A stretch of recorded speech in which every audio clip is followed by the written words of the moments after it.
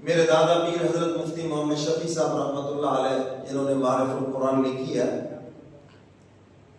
دارالعلوم کی جامع مسجد میں جمعہ پڑھایا اور جمعے کے بعد مسواکیں لے کر دروازے پہ کھڑے ہو گئے بیچنے کے لیے۔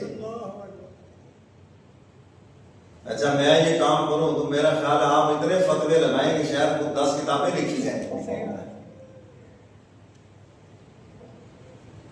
لوگوں نے کہا حضرت یہ مسواکیں آپ بیچ رہے ہیں، مفتی اعظم پاکستان ہے، کیا ضرورت پڑ گئی ہمیں بتاتے، ہم حاضر ہیں۔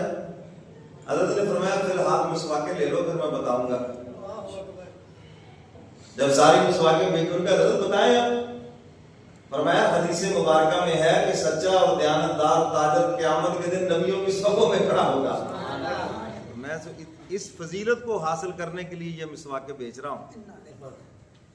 باقی اللہ کے ہاں یہ نہیں ہے کہ یہ تاجر بڑا ہے یہ چھوٹا ہے، اللہ کے ہاں یہ نہیں ہے یہ بڑی دکان والا ہے تو یہی تاجر ہے، مل والا تھا، اس کے ہاں سب برابر ہیں۔ کوئی چھوٹا تاجر ہے یا بڑا تاجر ہے، جو بھی سچا ہے دیانتدار ہے، یعنی سچ بولتا ہے، دیانتدار ہے، جو اس نے سیمپل دکھایا وہی مال دیا اس نے، جھوٹ نہیں بولتا، سچ بولتا ہے، تو فرمایا ایسے تاجر کو اللہ رب العزت قیامت کے دن نبیوں کی صفوں میں کھڑا فرمائیں گے۔ کتنے بڑے اعزاز کی بات ہے۔ تو میرے محترم سامعین، یہ جو تجارت ہے یہ بھی ایک مقبول عبادت ہے اگر اس کو اسلام کے طریقے کے اوپر کیا جائے۔ تجارت بھی ایک عبادت ہے اگر اس کو اسلام کے طریقے پہ کیا جائے۔ بہت سے نمازیں پڑھنے والے، روزے رکھنے والے، صدقہ خیرات کرنے والے پیچھے رہ جائیں گے اور سچے اور دیانتدار تاجر ان سے بہت آگے نکل جائیں گے۔ جن کو تم دنیا سمجھ رہے تھے وہی ان کی بخشش کا ذریعہ بن جائے۔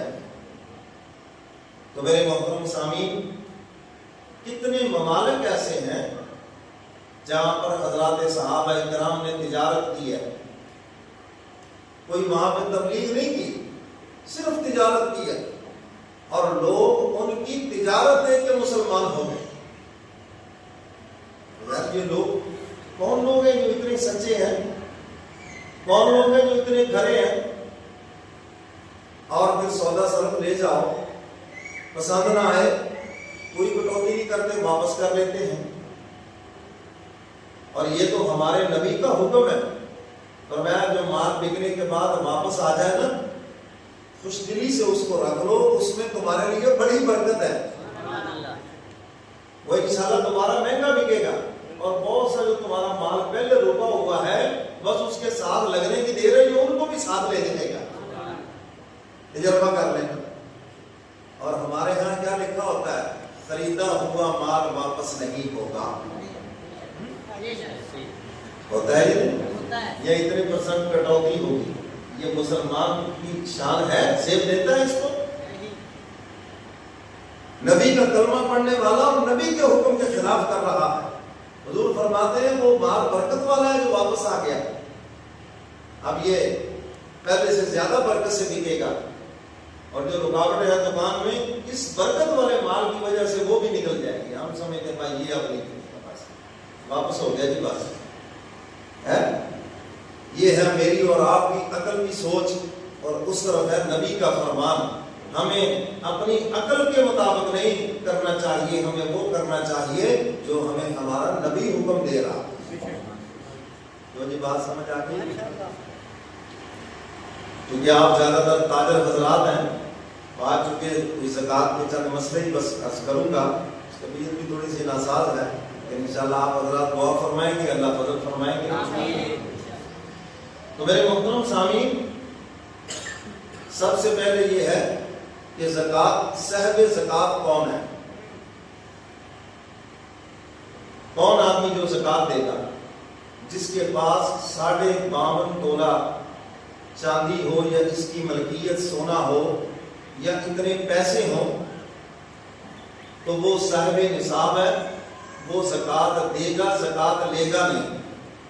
اب 52.5 تولہ چاندی جو ہے 52 تولے، یہ اس کے ریٹ مختلف اس سال جو ہماری گورنمنٹ نے یعنی 2026 میں، چونکہ ریکارڈنگ ہو رہی ہے، ہو سکتا ہے کوئی 5 سال کے بعد سنے اور وہ کہے جی دیکھو جی مولوی صاحب نے بتایا تھا اتنا، تو اس لیے میں نے یہ ساتھ بتا دیا کہ یہ 2026 ہے، اور گورنمنٹ نے جو نصاب کی تعیین کی ہے وہ 5 لاکھ اور کچھ ہزار ہیں اوپر، چلیے آپ 6 لاکھ کر لیں تاکہ سارا کچھ ہی بیچ میں آ جائے۔ تو 6 لاکھ روپے جس بندے کے پاس اپنی ضرورت کے علاوہ ہو اس کے اوپر زکوٰۃ فرض ہے۔ اب اپنی ضرورت کے علاوہ کیا چیز ہے؟ مثلا سونا ہے، اب کسی کے پاس اگر 1 تولہ سونا ہے تو اس پر بھی زکوٰۃ ہے۔ وہ 7.5 تولے والا مسئلہ میں بتاتا ہی نہیں کیونکہ یہاں ہے ہی نہیں وہ، اب اس لیے اس کی وضاحت میں لوگ الجھ جاتے ہیں کہ 7.5 تولے سے نیچے زکوٰۃ ہی نہیں ہے۔ اور نہیں بابا، جب آپ کے پاس 6 لاکھ روپے ہو گیا، سونا اور چاندی ملا کر یا سونا اور پیسے ملا کر یا سونا اور دیگر چیزیں ملا کر، مہنگے موبائل ملا کر 6 لاکھ آپ کے پاس ہو گیا تو آپ پہ زکوٰۃ فرض ہے۔ بات سمجھ آ گئی؟ آپ حیران ہو گئے یہ کیا بات ہو گئی؟ سمجھ گئے بات کہ نہیں؟ تو آپ پر زکوٰۃ فرض ہے، اور زکوٰۃ لے، اب یہ تو وہ بندہ ہو گیا جس پہ زکوٰۃ فرض ہے۔ اب اس کے پاس مال تجارت ہے، چلیے پہلے اسی کی وضاحت کر دیتا ہوں۔ مال تجارت دکان ہے آپ کی، اب اس کا حساب کیسے لگانا ہے؟ ہول سیل ریٹ لگانا ہے۔ آسان طریقہ ہے کہ اگر میں آج ساری دکان اکٹھی بیچوں تو کتنے کی بکے گی؟ فرض کر لیں 10 لاکھ کی بکے گی، تو 10 لاکھ روپے آپ نے اس کی زکوٰۃ دینی ہے۔ اگر صرف پرچون میں آپ اس کو 15 لاکھ میں بیچ لیں وہ الگ بات ہے، یہاں پہ ہول سیل ریٹ لگنا ہے کہ ابھی میں اگر اس کو سیل کروں تو میری دکان کتنے کی ہے، تو کتنا آسان ہے، سارا ریٹ لگائیں۔ یہ جو آپ ایسے دے دیتے ہیں نا اندازے سے، ایسا نہ کریں، اس سے آپ کی زکوٰۃ پر پوری ادا نہیں ہوگی اور مال میں برکت بھی نہیں ہوگی، اسی لیے تو اس کے اثرات مرتب نہیں ہوتے۔ تو دکان کا پورا ہول سیل ریٹ لگا دیں، اس کے بعد جو لوگوں سے پیسے لینے ہیں وہ بھی بیچ میں جمع کر لیں، اور اس کے بعد جو آپ نے پیسے دینے ہیں وہ نکال لیں، مارکیٹ کے دینے ہیں، ویسے کسی سے قرض سب نکال لیں۔ اب جو باقی بچا ہے اس میں زکوٰۃ ہے۔ اب اس میں ایک تھوڑا سا اور بھی ہے، جو پیسے لوگوں سے لینے ہیں، بعض پیسے آپ کے پھنس گئے، امید بھی نہیں ہے، ایک مرتبہ تو ان کی زکوٰۃ دیں، اگر سال گزر گیا پھر بھی وہ پیسے نہیں ملے تو پھر بریک کر دیں، جب پیسے مل جائیں تو پھر زکوٰۃ دیں، ٹھیک ہے نا؟ تو باقی جو روٹین کا آپ کا لین دین ہے وہ سارا نکلے گا، جمع ہوگا، جو بھی ہے، جو لینے ہیں وہ جمع ہو جائیں گے، جو دینے ہیں وہ نکل جائیں گے۔ اب اس کے علاوہ اور